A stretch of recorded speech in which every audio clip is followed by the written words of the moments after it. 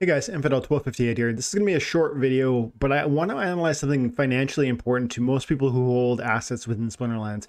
It's going to be asking the question whether or not it makes more sense to actually play the game and garner cards through your time and attention, or whether it makes more sense to actually just hold your assets for a long time, perhaps renting them at the end of the season, using that revenue to offset the loss of play that you are going to give up on.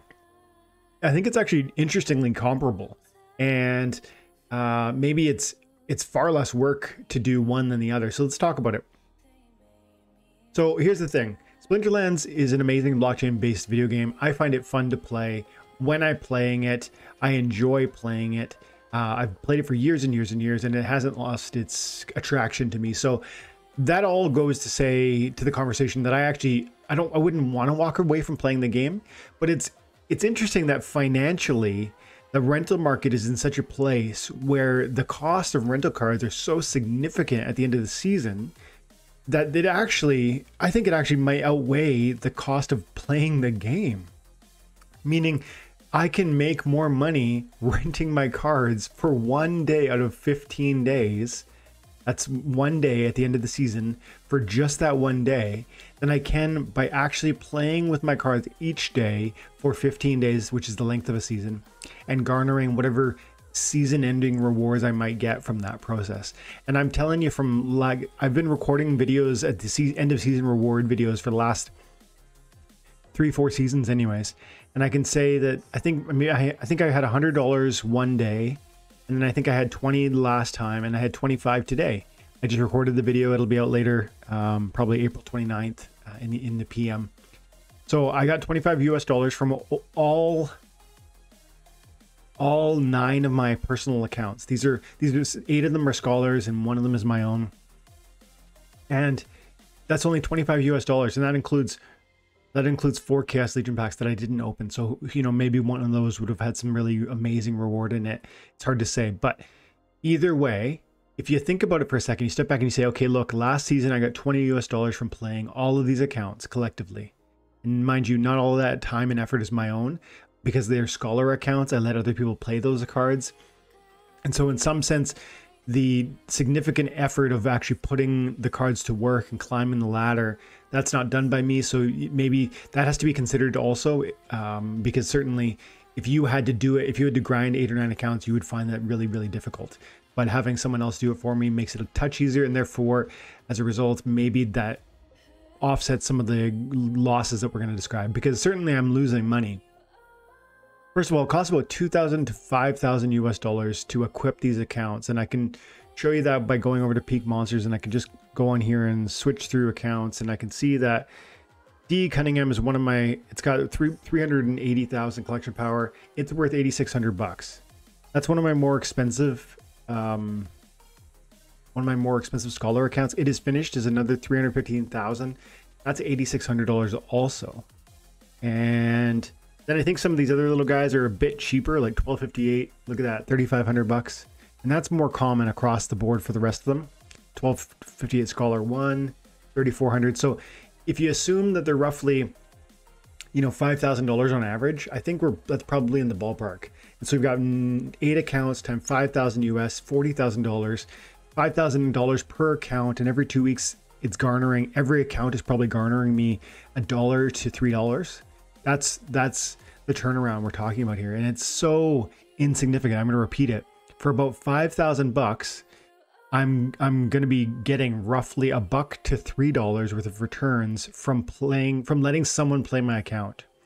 And so that's a trivial reward for an investment of $3,000, $4,000, $5,000, $8,000 that I put into those accounts, that have made them playable, that I'm then agreeing to, let someone use the effort and, challenge around negotiating with them. Okay, how often can you play it? Can you, how well will you do? There's a lot going on there, and it's not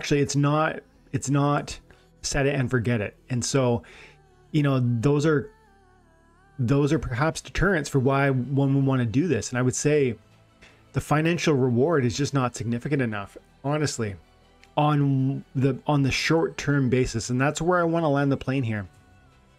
Before I do that, I need to show you what I did this season.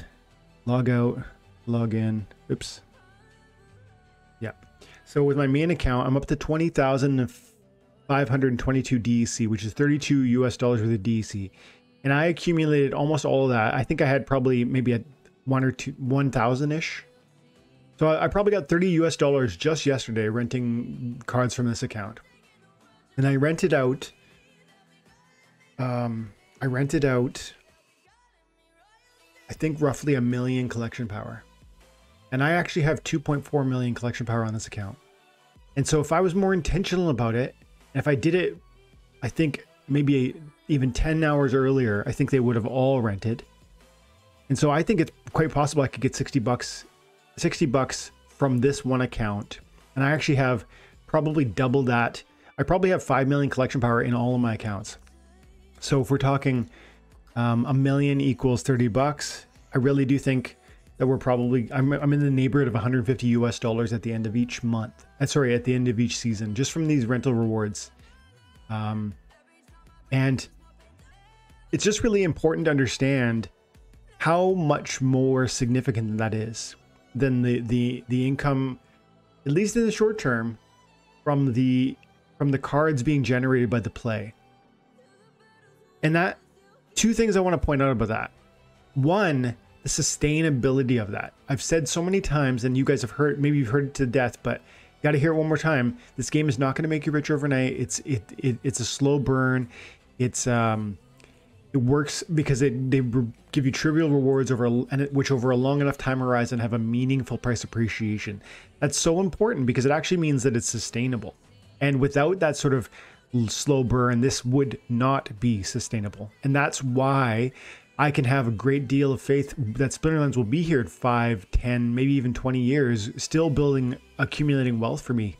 And so that's actually a feature, not a bug. But there's this, I'm at this moment where I'm like, okay, look, I can do option 1, continue to scholar my accounts, or option 2, I can put them into rentals, and just for one day of the month, I can really benefit. And heck, for the rest of the season, if I want to try and play, I can. If I don't want to play, I don't have to. It's like, perhaps it's easier. It feels like on the surface, the answer is open and shut. It has to be, rental revenue is about $150 per season if I was to rent my full asset list, versus 25 to maybe $100 on a really, really good season for cards that I'm going to accumulate. Now, mind you, I haven't, in these numbers I'm throwing at you from the cards perspective, I'm not showing you the daily income. And each of these accounts is accumulating some of the daily loot chests. And sometimes those loot chests are meaningful. And so it's actually probably harder to do this than you might think. And I haven't been tracking all of the daily loot chests on each of these accounts. I wouldn't even know where to begin on that because it's being run by 6 or 7 different people. So I'm just going to assume that we could probably tack on, it's possible we double it. It really is. Because look, you're going to get between 5 and 10 loot chests a day, because you're not going to get every single loot chest.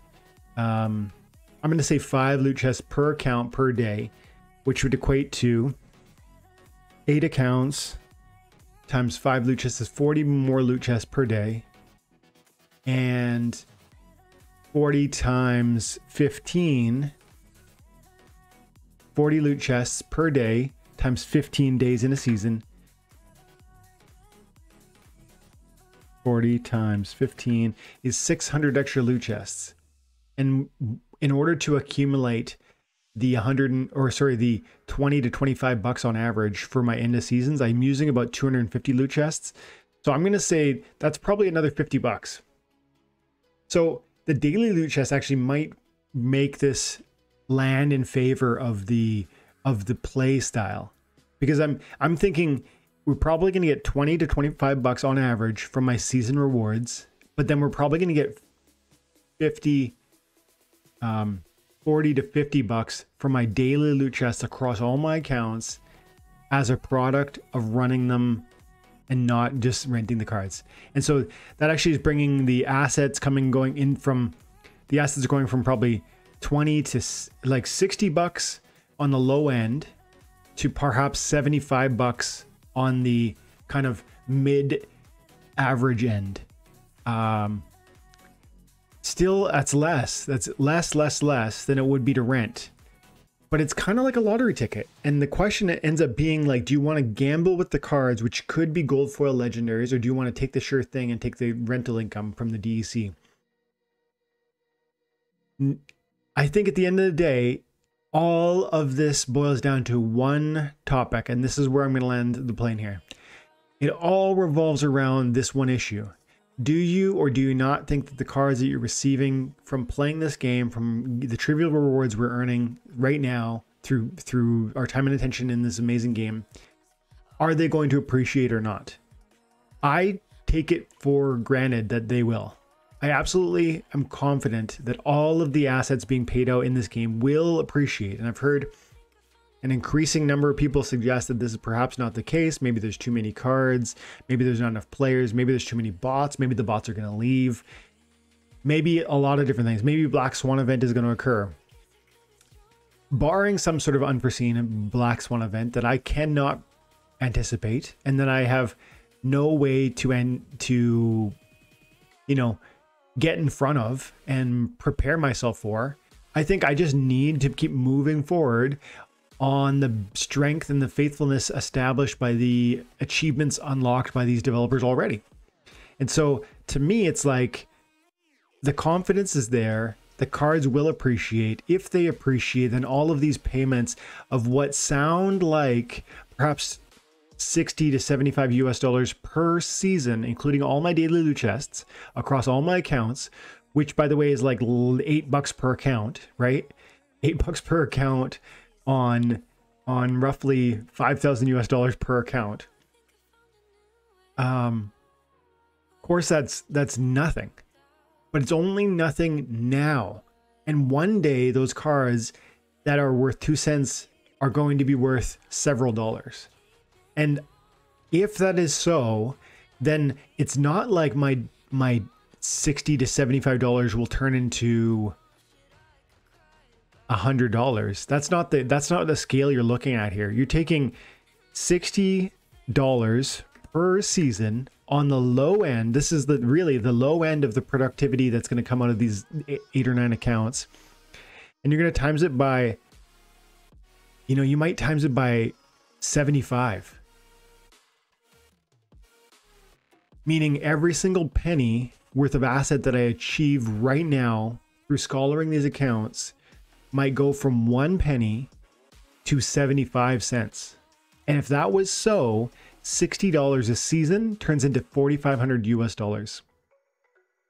$60 a season could retroactively turn into $4,500 per season if the assets we're talking about go from a penny to 75 cents. That might sound like an astronomical growth. It might seem unreasonable, but I'm telling you it's happened before and I have confidence it's going to happen again. That doesn't mean I think every single asset in this game is going to do that, by the way. It means that certain assets will, but even if we said if every penny worth of asset being paid today went up 20 times, I think you're still laughing. $60 turning into $1,200. That's $1,200 being issued to me for every 15 days of playing this game across the accounts I own currently. $1,200. That's on the low end.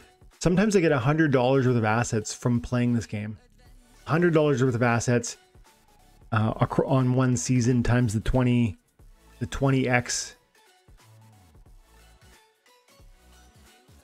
Yeah. Every penny could turn into 20 pennies. Every penny worth of asset could turn into 20 pennies worth of value. And if that's what happens, I'm talking about a 20x on the investment that I'm receiving. the payment I'm receiving for my time and attention. And that's why I think long run for this game. And that's why I scholar despite seeming like eating losses in the short term. That's why I don't just once every 2 weeks rent cards for huge amounts of money and walk away from the game. But also, hear me guys, that's why people who get what this game is and will be come in here and pay what they pay at the end of the season, because they understand that the rental revenue, though high, though astronomical, actually is putting certain rewards in your hands that are both limited in number, deflationary in nature, and that will appreciate with enough time and across a long enough time horizon. That's my thesis on this game. I'd love to know what you guys say and think about that in the comments below. Guys, thank you so much for your time and attention. Have an amazing day. God bless.